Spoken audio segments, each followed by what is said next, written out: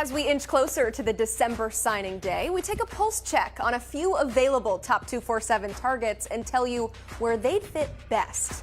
Plus, the top dogs hosted a handful of top talent this weekend, so we head to Athens to find out who Georgia made waves with and who they're still in play for. And freshmen all around college football are showing up big for their teams. We'll highlight some of the top performers of the week. All that and more as the college football recruiting show starts right now.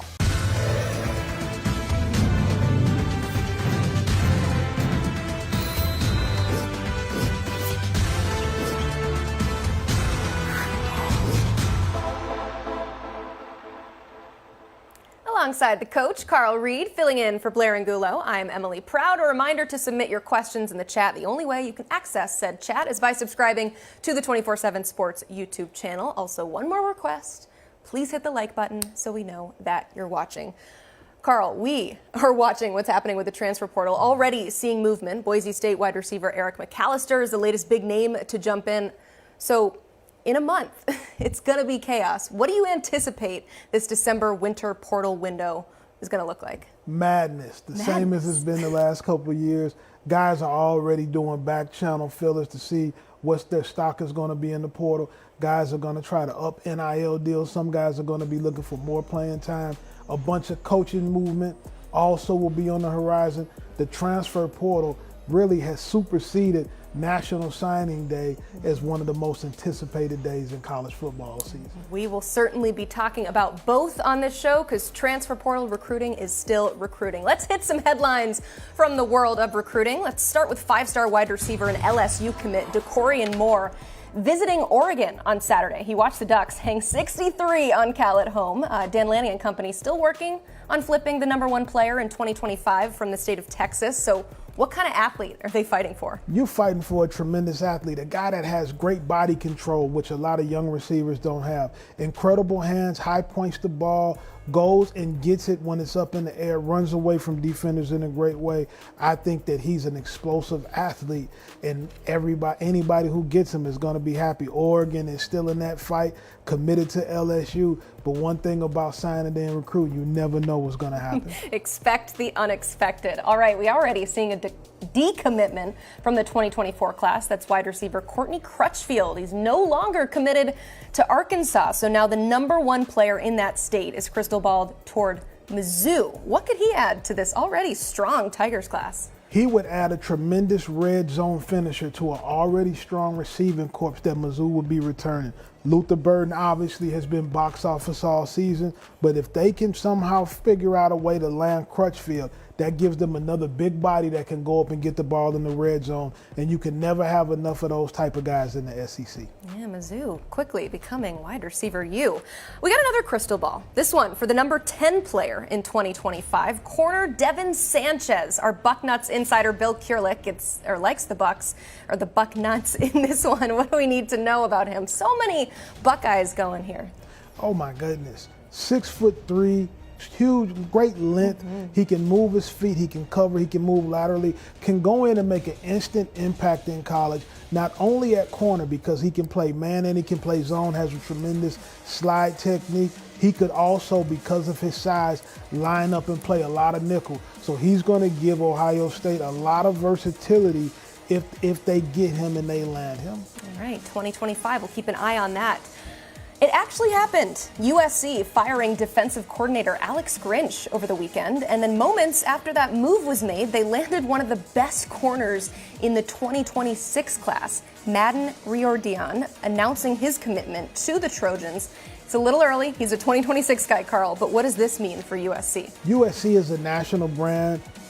Guys that are from California want to play for the Trojans. I wouldn't get overexcited about a guy in the 26 class committing just yet. USC has to fix some things on defense, and who Lincoln Riley hires next is going to have a lot to say with the future of the program there for the Trojans. But it does show that they are a national brand, and there will always be California kids who commit to USC just because it's been their dream to stay home and play for the Trojans. Yeah, what comes next with this hire will be key. Okay, this could change tomorrow, but the college football playoff rankings are about the only thing the Georgia Bulldogs are not #1 in right now. They have the top class in the country this cycle and next. 4 5 stars 18 4-stars, just racking up talent as Georgia does. So let's welcome in Ben Wolk of Dogs 247 to get us a little update on the status of Georgia recruiting coming off, what is that, win number 26 straight? Ben, they got it done of 5-star Ellis Robinson. He has been all over, though, not just Georgia. So where do the Bulldogs stand with the number 3 player in the class right now?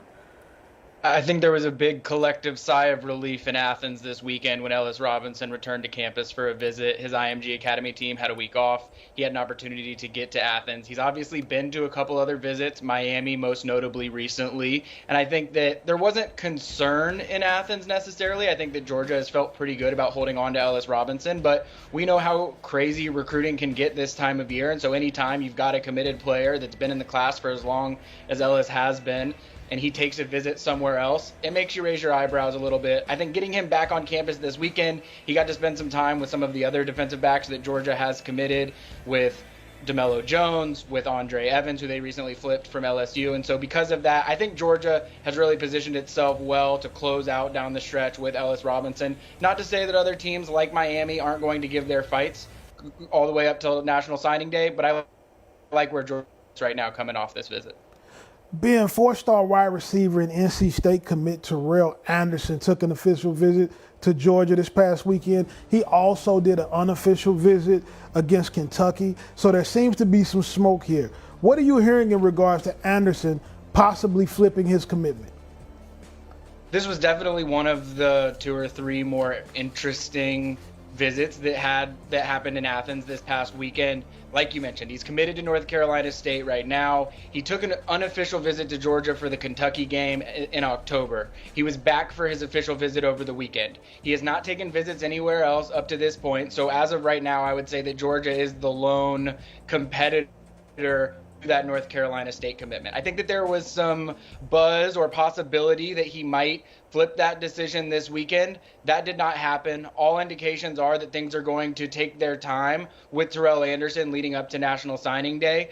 I think we'll talk about this a little bit more too, but there were other receivers on campus that Georgia had, and I think that Georgia is trying to figure out that position group right now. I know that Terrell Anderson is a guy that Georgia really, really likes. They're recruiting him heavily. He is weighing his options with Georgia and North Carolina State. But as of right now, I think that North Carolina State, should feel good about where they're at right now, in that he has not flipped to Georgia. Do I think that they can just go away quietly and trust that they're going to sign him? I wouldn't say that necessarily. I just think that they have a little bit of time still to figure things out with Terrell Anderson before he does switch that commitment.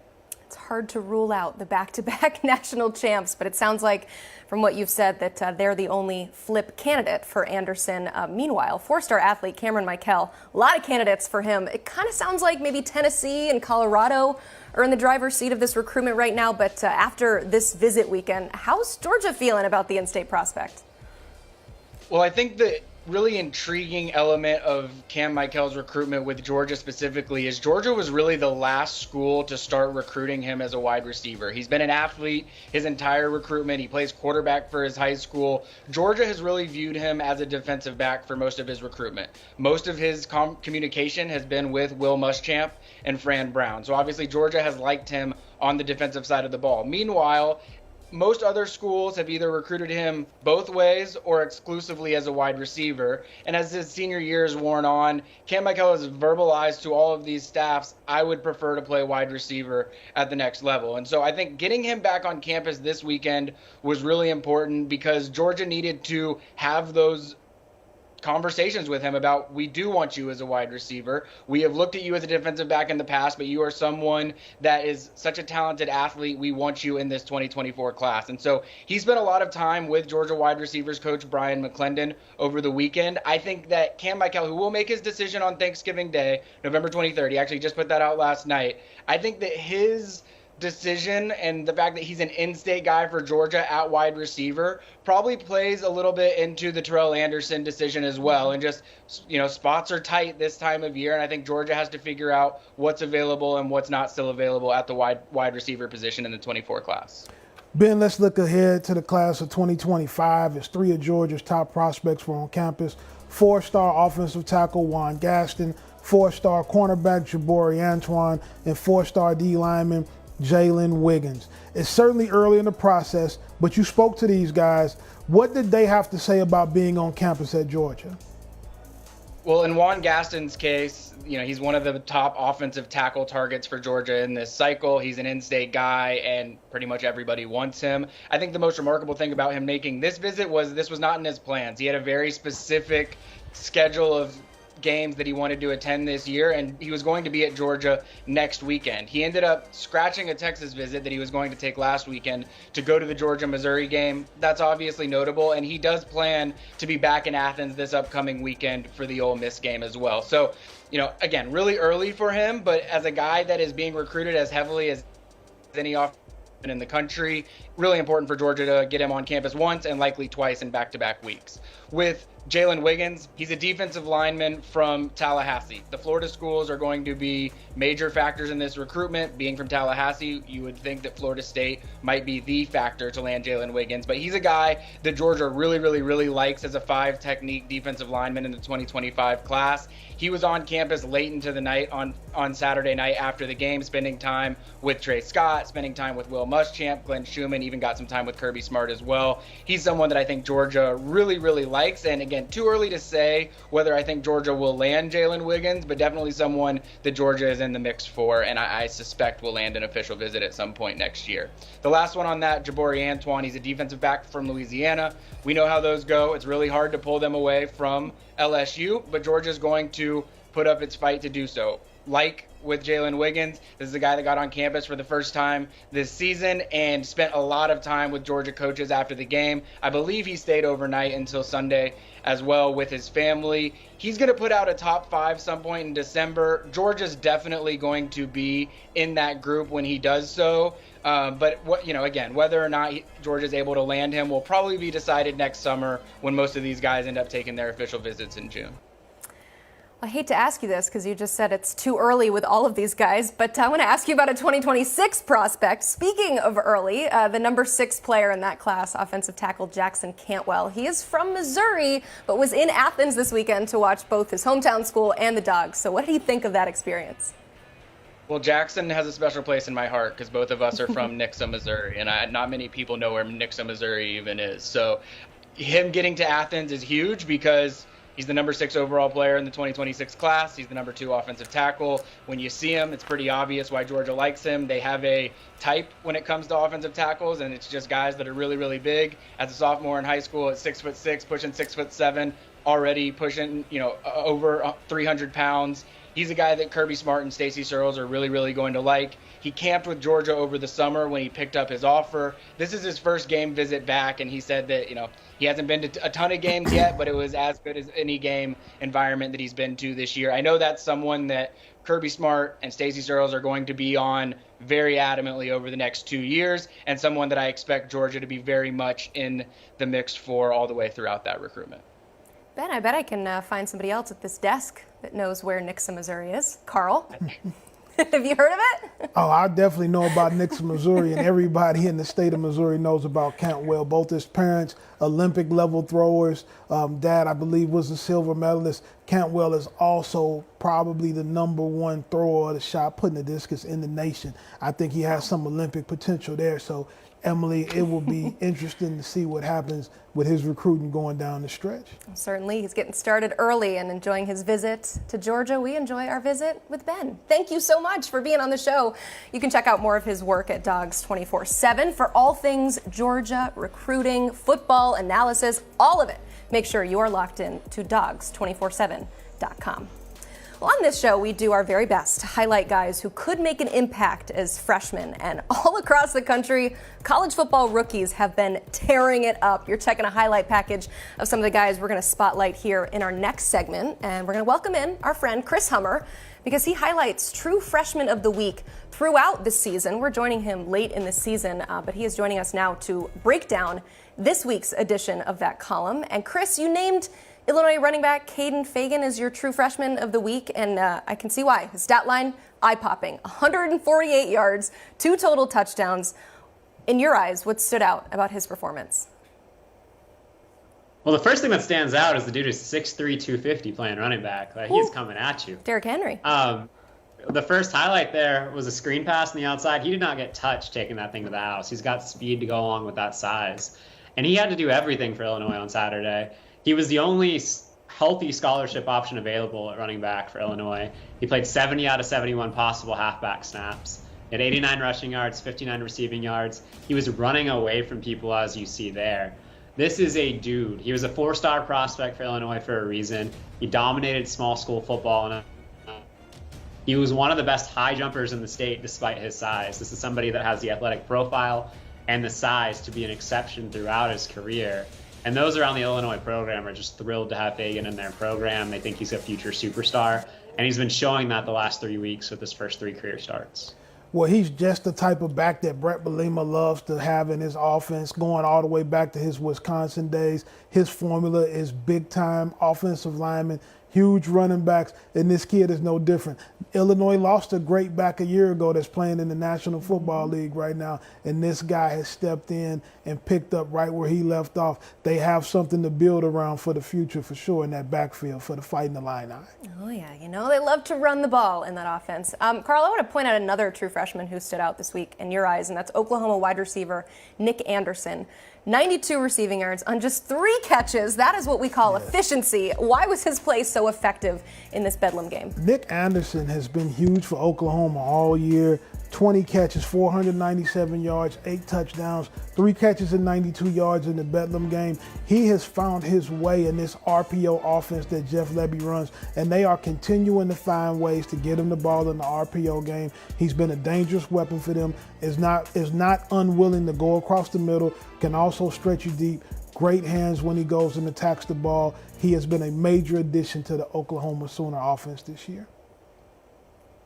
He's also been somebody Oklahoma really needs. They lost Andrew Anthony in the Texas game, who was their top receiver on the year, somebody who really stretches the field vertically.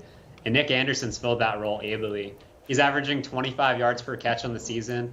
I think he has 9 catches for 215 yards since Red River. So he's made a huge impact on that offense once Andrew Anthony was forced out due to injury. And this is somebody in Nick Anderson who has a family history of success. His brother Rodney Anderson was a star running back for the Sooners back in the day, played in the NFL, and his brother Ryder was a defensive end in Indiana as well. Like, this is an athletic family. Nick Anderson was a star at Katy, Texas from basically the moment he stepped onto the high school field, and he is a future stud for the Sooners.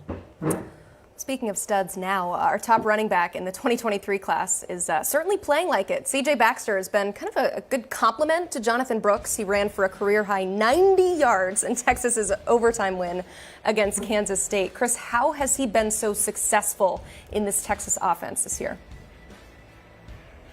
It's hard to shine when you're playing next to somebody like Jonathan Brooks, who is arguably the best running back in college football this year. But C.J. Baxter is making the most out of his opportunities. And you could argue, you see it on the play right there, he made the biggest play of the game for Texas on Saturday, converting a 4th down into a long touchdown because of his speed, athleticism, and ability to make people miss in the open field. So C.J. Baxter's really coming into his own. He's found his role in this Texas offense, and he's a great complement to Jonathan Brooks.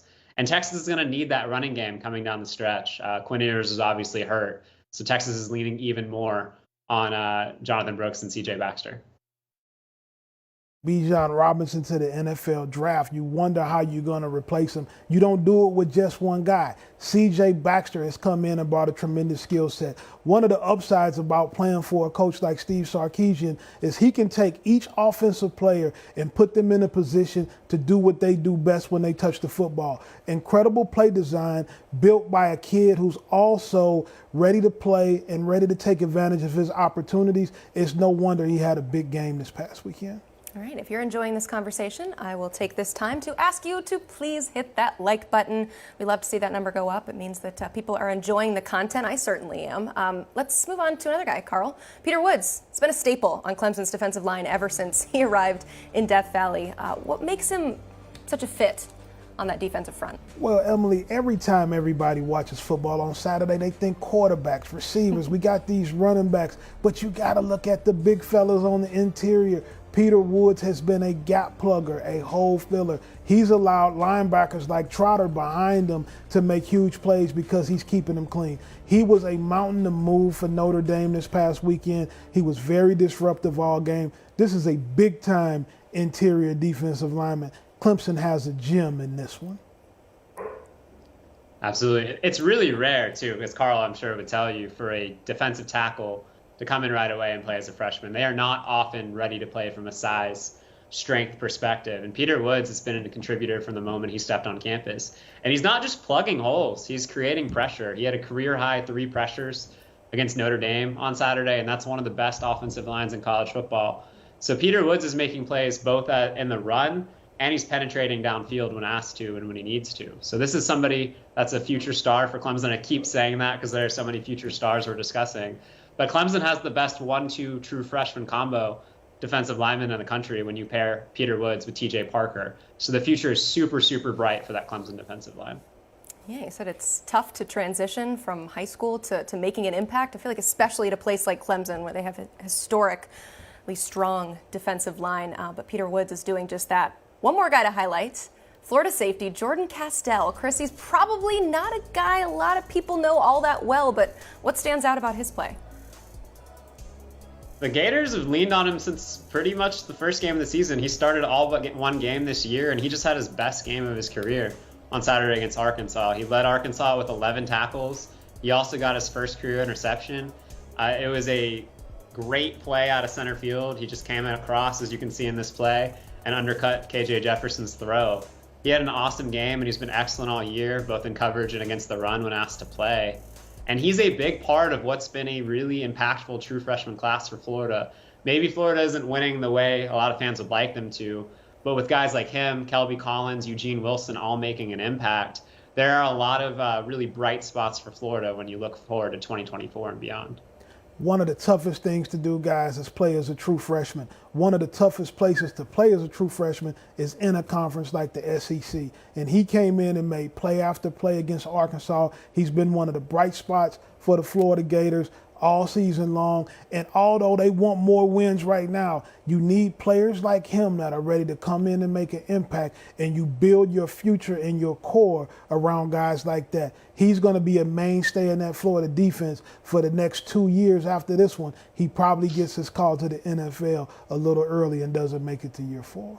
Calling your shot. I like it, Carl. Chris, you said it best. We're talking about future stars here, and so Florida's got a future star in that defensive backfield. Chris, thank you so much for being on the show. We appreciate it. You can read this weekly column and daily, let's be real, hourly work at 247sports.com. Chris is just churning out those articles. There you will also find unrivaled coverage of college football and recruiting, so make sure that you are locked in to 247sports.com.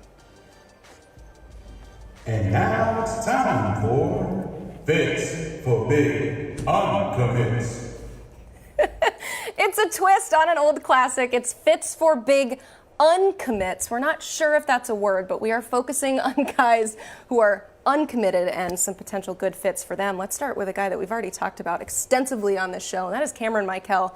So, Coop, where is a good fit for this 4-star athlete? I'm going to go with Colorado. Deion Sanders, that offense. New offense coordinator, Pat Shermer, with Sean Lewis, his new demotion. But you know what? They know a thing or two about receiver play right now. You look at Xavier Weaver, Travis Hunter, obviously we know about him. Jimmy Horn Jr. and Omarion Miller stepped up as a freshman as well. So to me, it's about opportunity. I think you got to evaluate opportunity with player development as well. But Cameron Michael, he wants to be recruited as a receiver. I think he can step up, go play early in Boulder. I think this is the type of guy that prime time is going to have to find a way to win. If you can get him out of the state of Georgia, battling the likes of Georgia and Tennessee, this will go a long way. Cooper, you know, when I look at guys like this that are explosive on both sides of the ball, one thing that I continue to hear about his recruitment is he wants to be recruited as a wide receiver. I've always told my players, though, sometimes, guys, I know you want to score touchdowns, but the defensive side of the ball is where you're going to have the longest career. I like Georgia for this kid. I like what Will Muschamp and Kirby Smart are doing with that secondary. And like I said before, I think that when coaches want you to play defense and you're forcing your way on the offensive side, you can be holding yourself back a little bit. I think that he has more upside as a defensive back than a wide receiver. He's got 2 crystal balls in for Georgia right now. He did visit the Buffs in September. Our friend Ben Wolk was on the show earlier and said that Georgia sees him as a wide receiver too. But Carl, could there be maybe some potential drawing to Colorado if he is able to play both sides of the ball like we see? Well, with Travis Hunter? absolutely, because you know that Coach Prime is willing to allow you to do that. So, Coach Prime, if you can handle it, he will let you do it. He does have a rule, though. You have to be dominant on one side of the ball first. So if he can go down there and show that he can do that, and if he's in condition, he'll get the opportunity to do that there. He needs no introduction, but I did totally forget to introduce you. This is Cooper Petagna, by the way, joining us for this lovely discussion. Yes, just wave to the audience here. Let's talk about the five-star offensive tackle, Jordan Seaton. Carl, I'll start with you. Where would he fit best? He's going to fit best at the University of Colorado because he can get plugged in and he can play. They need offensive linemen to come in and play right away. This guy is box office. He has an opportunity to be very dominant, has everything that you check off for in a left tackle. He can run on screen game. He can pass block. He's a great down blocker in the run game. I think at the University of Colorado, he has an opportunity to step in from very day one and take his place in the lineup. By the way, that fun behind-the-scenes footage was of Jordan Seaton taking over our Instagram page this weekend, so thank you for that. Go ahead. Where does he fit? I'm going to go with the boring answer. That's Alabama, right? They know a thing or two about offensive line development. You think about Tyler Booker was a guy that was pretty similar to Jordan Seaton. I think a lot of people thought he was going to be a tackle coming out of IMG Academy. He's played guard. He is the fixture of their line of scrimmage right now. That offensive line playing really well. You think about J.C. Latham, too. That's probably going to be a guy that's going to declare early for the NFL draft. All of a sudden, you look at Alabama's offensive line, right? With Latham out, there will be some opportunities to play early. I think this is a guy that has proven he's already changed his body at IMG Academy. You look at the list of players from IMG to Alabama at the offensive line. I talked about Tyler Booker. How about this? J.C. Latham, right? Another guy probably going to go day one. Evan Neal, top 5 draft pick as well. So if you're Jordan Seaton, you're looking for proof of concept, especially from the high school that you have been at. There is a pipeline from IMG Academy to Alabama. All else equal in the NIL era, I think this is a pretty clear decision to him. That Tuscaloosa is the best path forward. I feel like if you're going to build an offensive line from one school, that is a good one to pluck talent from. He is, of course, fresh off that visit to Boulder. You saw the beautiful images of him enjoying that Colorado sunset. So thank you again, Jordan Seaton, for that. Let's move to a top 20 defensive lineman in Jericho Johnson. Carl, where do you see him fitting best?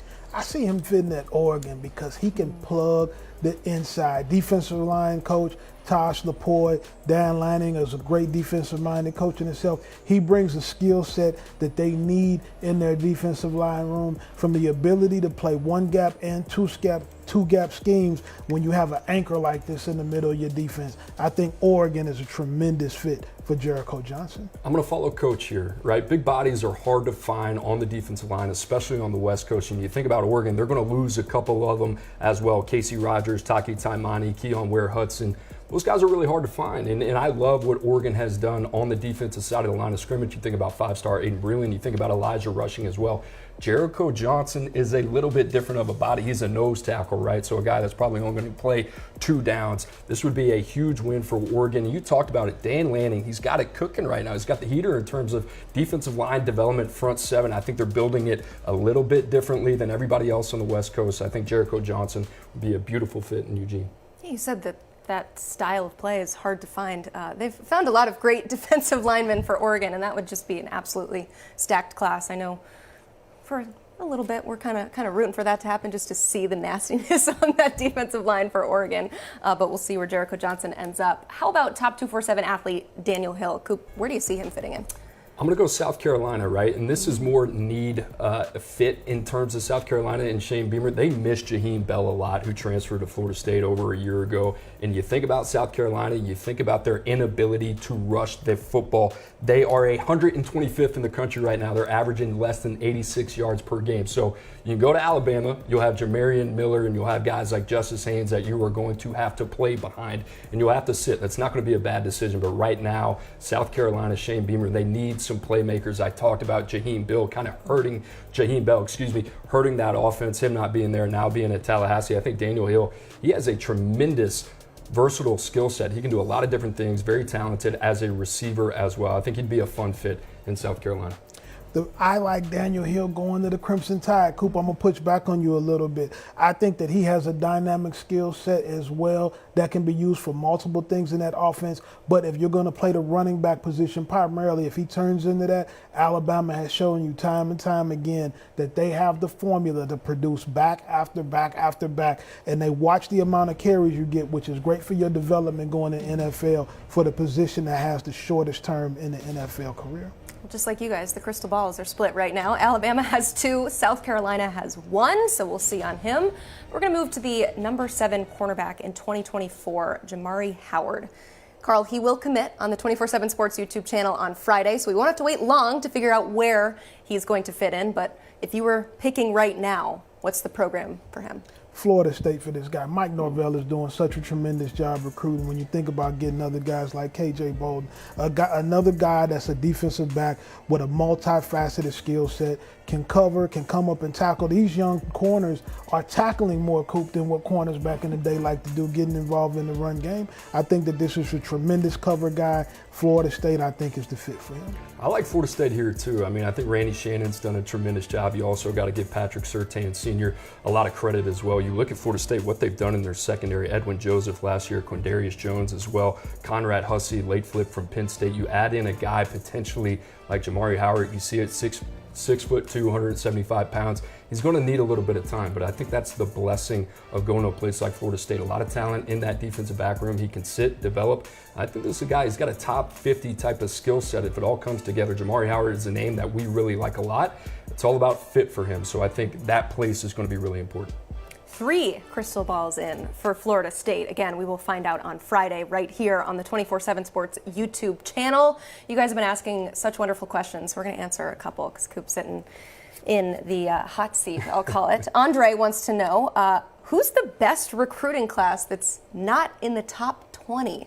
It's a tough one. I got tipped off on this one, thankfully enough. I'm going to go with Arkansas at number 23, and I really like them. And you might be thinking, well, they just lost top 247 receiver Courtney Crutchfield. They've done some other good things as well. I really like Charleston Collins, a defensive lineman there, really athletic kid. Ole Miss is pushing for him right now, as you can imagine. Arkansas's 3-6, but you look at some other names. Selman Bridges, another corner that we have in the top 247, long, athletic, reactionary kid, drips of upside. Aston Bethel Roman, whose dad, Mark Roman, played at LSU, has got all the genetics, can certainly fly. I think Arkansas has done a really good job at the receiver position. And then you think about Kavion Henderson, another defensive lineman they got out of Alabama, and then KJ Jackson, who I really like a lot. I think he's got some shades of KJ Jefferson there. They've done a really good job. Julius Pope, another name. Arkansas is kind of one of those teams, they're easy to overlook because of the on-field results this year, but in terms of what they're doing recruiting, if Sam Pittman's going to keep his job going forward, it's going to be because of classes like this. So I give them a lot of credit.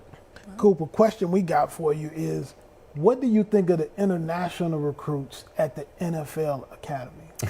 That's a great question. Well, Andrew Ivins was in Germany, right? Frankfurt, Germany, for the Road to D1 Combine over there. I was over there last year. It's really fascinating. You know, back to my time at Michigan, we had Julius Welshoff at defensive end. Football is growing in Europe, right? In the NFL Academy that I think is based out of London. Chris Durham used to be a former Georgia Bulldog receiver for the Seattle Seahawks. They're doing a great job, but you think about guys like Amir Kumba, now an edge at Michigan, right? Max Steege, who was at Boise State. People go to places. It doesn't matter where it is. They will go to the end of the earth to find guys that can run, jump, that are big bodies, premium value. I always talk about where do you get your beef. If you have to go to Europe to get it, that's where they will go. So international football, I think, is growing. I think the players understand that there's an opportunity in the States to get their education paid for, and for them, it's an unbelievable opportunity. So it's really great to see that, and I think when Andrew comes back, we'll have him back on the show tomorrow. I think there's going to be a lot of a good experience that he can pull from and shed a little bit of light on the improvement of American football in Europe. Yeah, I'm looking forward to hearing all about it. And you can listen to it when you listen to Cooper Petagna and Andrew Ivins on the 247 Sports Football Recruiting Podcast. Only one of those guys seems to be happy to be on the podcast, but I promise you they have a good time. Also, if you enjoyed the Freshman of the Week talk, they'll hit more on that tomorrow. New episodes drop every Tuesday and Wednesday. You can watch at 5 Eastern on the 247 Sports YouTube channel or listen wherever you get your podcasts. Let's go now to some top plays with Steve Montoya and Max Preps. Alrighty, your top 5 plays powered by Max Preps. And speaking of power, how about 5-star Ohio State commit Justin Scott, the big guy plowing through defenders. You're not bringing him down. That's a 5-star Ohio State commit right there. To Texas we go. Look at Court Lowry. He's going to fall, but somehow he throws it to Devin Hidrago. Hidrago takes it into the end zone. The QB, Court Lowry for Franklin. Look at him almost fall down, but somehow still has the power to get it to his man, Devin, who goes in for the touchdown. To Utah we go. American Fork High School. Dylan Story just dropping a dime right here. Josh Andrews catches it over the shoulder like a center fielder making a grab in the World Series. What a throw by Dylan Story to Josh Andrews. American Fork, the Cavemen. They're playing in the state semifinals in Utah. The stiff arm guy, Tyler Thompson. Watch out this. Oak Harbor watching here at the end. Not happening. That's Tyler Thompson of Oak Harbor High School. There's one guy says, get off me. Here's the other one coming late. That's Tyler Thompson from Oak Harbor High School in the state of Ohio.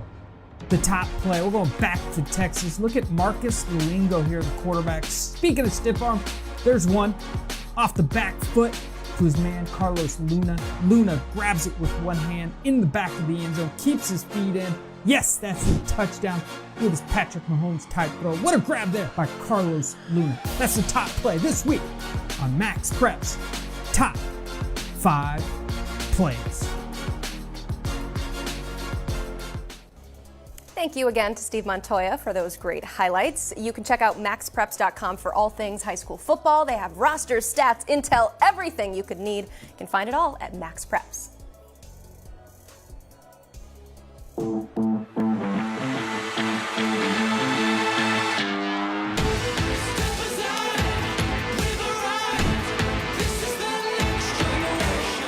This guy is a blur on tape. He zigs and zags. He's a player to potentially make an impact from day one.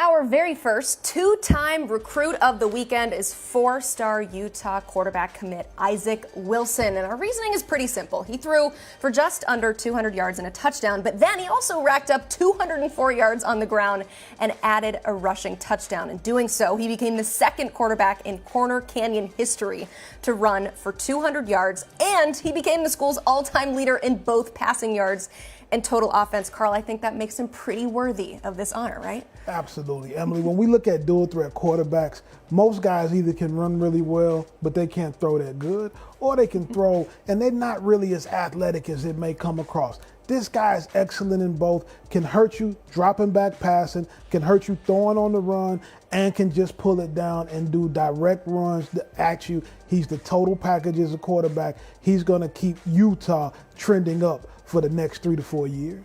Yeah, big congratulations to him and a thank you to Blair Angulo for the nomination. Carl, we've got some viewer questions we're going to hit here at the end. This is a tough one, but Tyler would like to know, how do you feel about this year being the last Bedlam?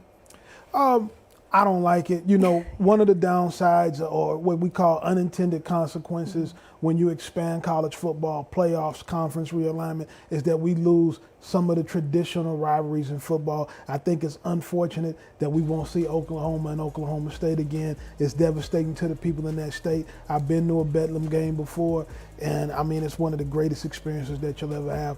Unfortunate time in college football for that. Do you think it's the last, though? I don't know if those two administrations can agree. Yeah. You know, there's a lot of hurt feelings there behind Oklahoma leaving and going to the SEC, and sometimes pride, emotion, and feelings get in the way of what may be best for the state. Hopefully time heals all wounds, because that game was epic. That game is always epic. I'm a little bummed that it's the last of that rivalry game too, but maybe some way, somehow, down the road, we'll see it again. Who knows?